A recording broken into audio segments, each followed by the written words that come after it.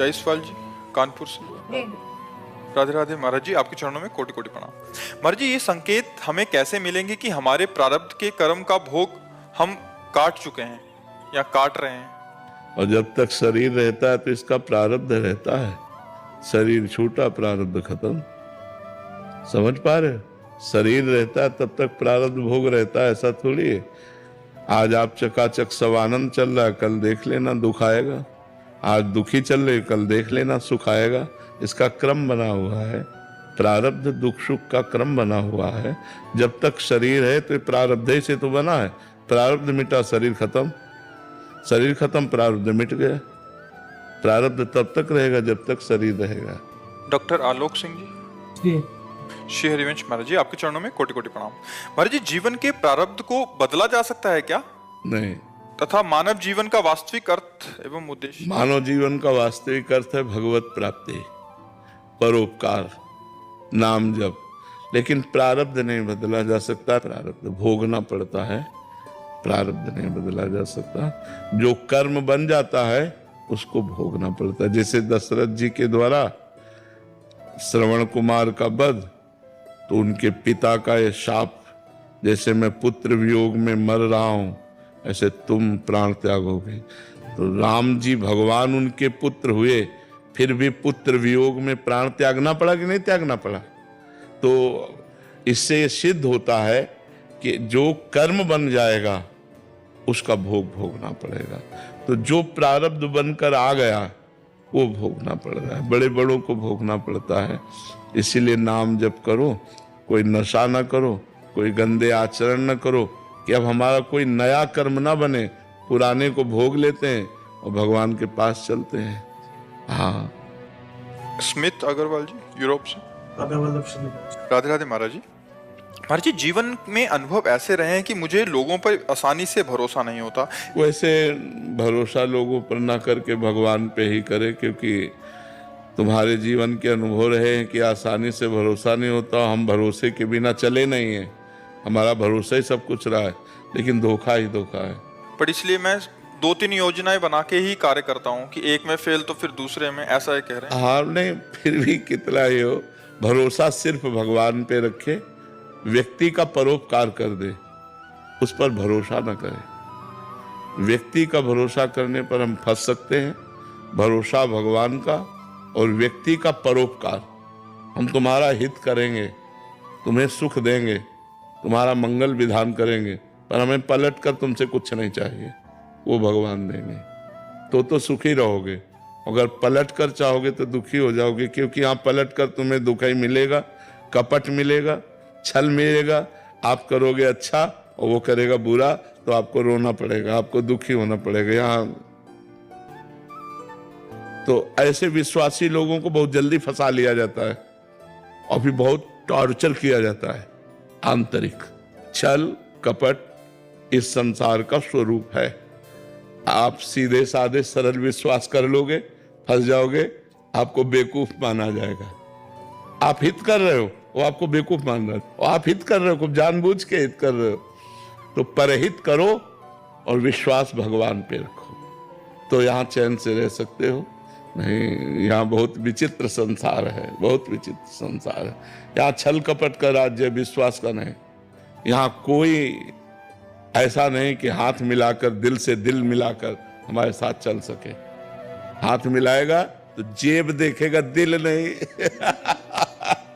और जब जेब कल तुम्हारी काम नहीं करेगी ना, वो तुमसे देखेगा भी नहीं, बात भी नहीं करेगा।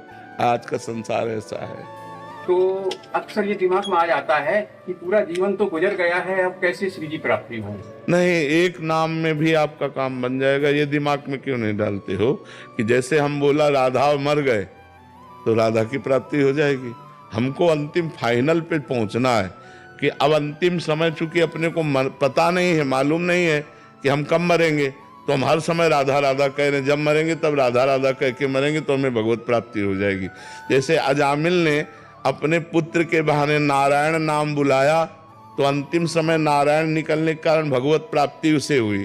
तो अगर हम अभी राधा बोलते हमारे प्राण निकल जाते तो भगवत प्राप्ति हो जाएगी, हमें चिंता नहीं करनी, हमें चिंतन करना है। ठीक है, जितना बचा हुआ जीवन है उसमें खूब नाम जप करो, इसी से भगवत प्राप्ति हो जाएगी।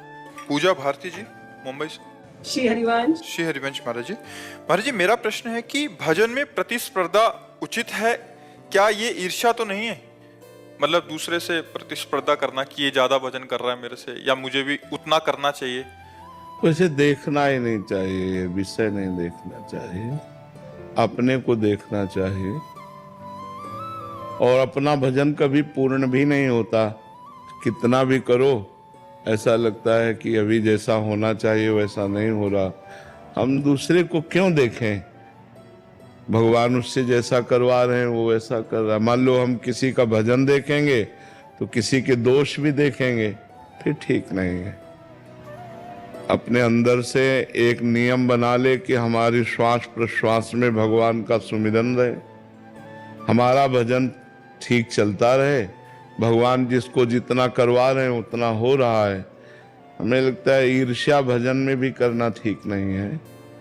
और प्रतिस्पर्धा में अहंकार होता है कि अगर वो 20 माला कर रहा है तो मैं 22 माला करूंगी, और तो अहंकार भजन नहीं होता। अहंकार गलित हो जाए वो भजन होता है। तो जो हमें लगे कि हमसे ज्यादा भजन करता है उसके हम पैर छुएं तो हमारा अहंकार चला जाएगा।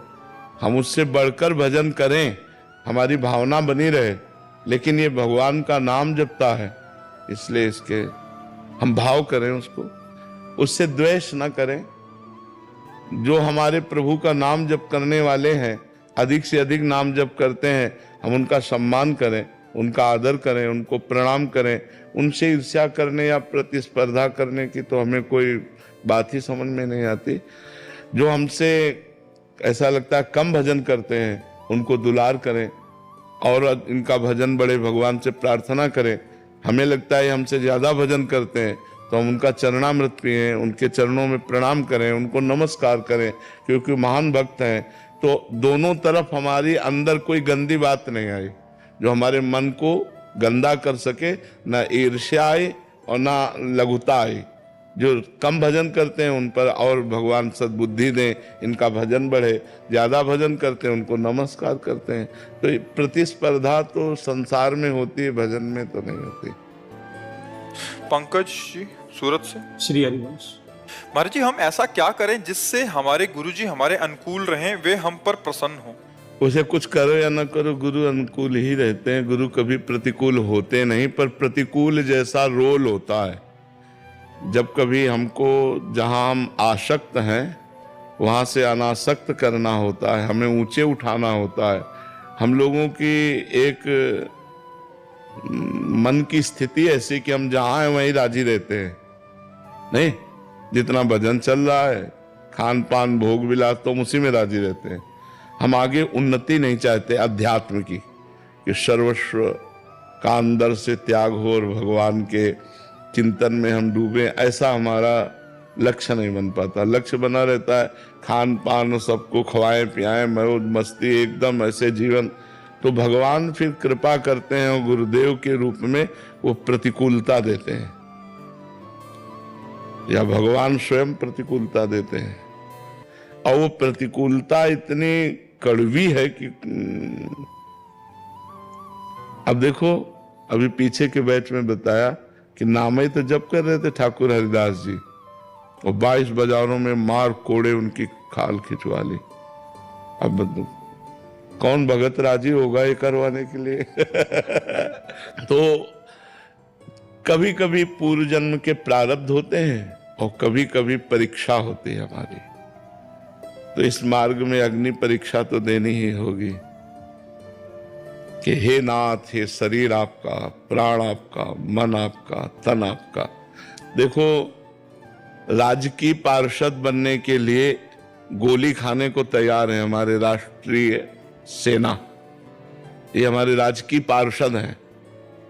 और भगवत पार्षद बनने के लिए हमको कितना तैयार होना पड़ेगा। जो अखिल कोटि ब्रह्मांडों के मालिक हैं उनके हम पर्सनल दास हैं, कितना बड़ा तैयार होना पड़ेगा।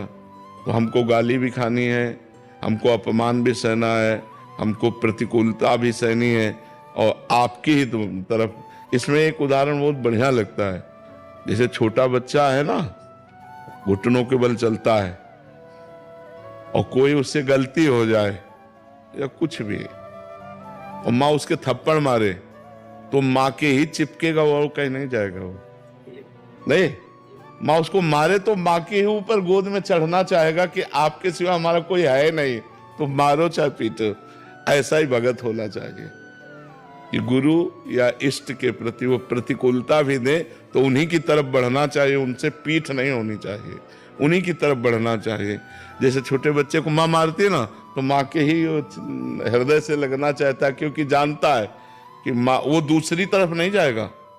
माँ मारेगी और झटकेगी दूर की तरफ, लेकिन वो माँ के ही गले लगना चाहेगा, क्योंकि उसको एक ही आश्रय पता है, माँ है। अगर कोई बाहर भयभीत कर रहा है तो भाग के ना पाएगा, तो यहीं से पुकारेगा माँ माँ माँ। बस ऐसे ही हमारी भक्ति होनी चाहिए कि अगर हमें भय लग रहा है तो राम राम राम, राधा राधा राधा, कृष्ण कृष्ण कृष्ण। और अगर हमको प्रभु ही भय दे रहे तो हम प्रभु की तरफ ही भागे, दूसरा कोई उपाय नहीं बचने का, दूसरा कोई नहीं बचा सकता। भय उनसे मिला तो निर्भय भी वही करेंगे, उन्हीं की तरफ भागे, हे नाथ आप ही बचाओ, आप ही हमारी रक्षा करो। तो हमें लगता है इष्ट और गुरु की तरफ से प्रतिकूलता दिखाई देती है पर होती नहीं। गुरु और इष्ट एक ही है। तो इष्ट के लिए कहा गया मंगल भवन अमंगल। तो जब मंगल भवन है, अमंगल है ही नहीं मंगल भवन में, तो वो हमारा अमंगल कैसे कर सकते हैं। तो हमें ऐसे रहना है बहुत कठिन, फिर भी कह रहे है बहुत कठिन, क्योंकि अनुकूलता में तो लगता है भगवान की कृपा है, सब अनुकूल चल रहा है तो लगता है भगवान की कृपा है, लेकिन सब प्रतिकूल हो जाए तब ये बोलो कि भगवान की बड़ी कृपा है, ये बड़ी बात होगी। जब सब छिन जाए और फिर भी बोलो कि भगवान की बड़ी कृपा है, तो तुम भगवत पार्षद हो। और वो देखते हैं, दे के भी देखते हैं और लेके भी देखते हैं। देने में तो कृपा लगती है, चकाचक सब माल आ रहा है, खूब जय हो तो बोले जय हो भगवान आपकी। और जब झाड़ू लगा दिया, सब हटा दिया, अब भी विशुद्ध कृपा है, कोई न कोई राग है जिसका नाश करके भगवान हमको अपने तक बुलाना चाहते। पर ये है कठिन, ये दवा बहुत कड़वी है, ये वही कृपा करें तो समझ में आवे। ने प्रतिकूलता जब देते हैं और फिर उनकी कृपा देखे, ये बहुत कठिन बात है कि नहीं कठिन बात। अनुकूलता में तो ऐसा लगता है कि बड़ी कृपा है, लेकिन जब दुख आए, विपत्ति आवे, प्रतिकूलता आवे, संकट आवे, और उस समय हम बोले कि भगवान की बड़ी कृपा है, ये बहुत कठिन बात है। और भागना भगवान की तरफ ही, चाहे जितनी विपत्ति हो, उससे बचने का उपाय केवल भगवान है। दूसरे किसी में इतनी सामर्थ्य नहीं कि हमारी समस्या का समाधान कर सके। वो खुद समस्याओं में फंसा हुआ है तो समाधान क्या कर सकता है। वो हमारा शोषण कर सकता है, पोषण तो कर नहीं सकता। सचिन जी। श्री हरिवंश महाराज। श्री हरिवंश महाराज जी। महाराज जी, सुना है कि भगवत प्राप्ति प्रयास से नहीं समर्पण से होती है। यदि हम निरंतर नाम जप करें, धर्म का पालन करें, किसी का बुरा ना करें, केवल श्री जी व गुरु के आश्रित रहें, तो क्या यही पूर्ण समर्पण भगवत प्राप्ति के लिए प्राप्त है? हो जाएगा, इसी से हो जाएगा। पर ये कह देना बहुत सरल है, निर्वाह करना बहुत कठिन है। जब मन अपने पे ठान लेता है कि ये करना है, तो लाख समझाओ नहीं समझता, बुरा कर ही देता है। बड़े बड़े अच्छे लोगों से गलतियां हो जाती हैं। तो ये मन को रोक पाना, जैसे तूफान आ रहा है तो अब उसको ऐसे रोक पाना बड़ा कठिन है। ऐसे मन ठान ले कि हमको ये करना है और फिर उसे रोक ले, ये केवल भगवान की सामर्थ्य से है, नहीं तो बहुत कठिन है। आप लोग सबके पास मन है, देख लो ना। अगर ठान लेता है आज मुझे ये देखना है, आज मुझे भोगना है, आज मुझे करना है, तो 1000 बार आपके सामने पेश करेगा, ये देखना, ये देखना, ये देखना। अगर आप मना करो नहीं नहीं, तो जलाएगा, अशांति पैदा कर देगा। अब लगता है यार खा ही लो, देख ही लो जब मन कह रहा है, और जहां वो गलत की तरफ ले गया तो फिर एक गलती छुपाने के लिए दूसरी गलती वो गलत होने लगता है। तो ये कह देना कि हम धर्म से चलें, निरंतर नाम जप करें, ये तो कहने में बहुत अच्छा लगता है, लेकिन चलने में बहुत कठिन है। चलने में बहुत कठिन, बड़े बड़े धर्मात्मा पुरुषों से भी चूक हो जाती है। इसलिए भगवान का भरोसा रखें और सावधानी रखें, कभी अहंकार न करें कि मैं अच्छे से चल रहा हूँ। अगर अहंकार करेगा मैं अच्छे से चल रहा हूँ तो गिर जाएगा। अहंकार न करे, दैन्य भाव से, और भगवत प्राप्ति इसी से हो जाएगी।